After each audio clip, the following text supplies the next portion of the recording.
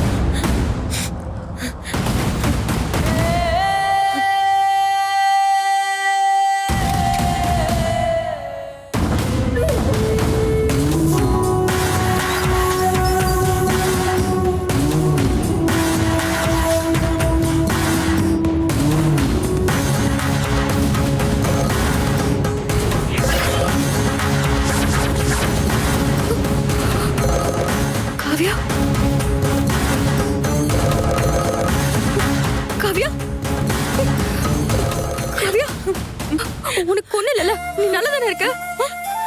ஏன் காவியா சூசைட் பண்ண ட்ரை பண்ண? நான் ஒரு முட்டாள்கா.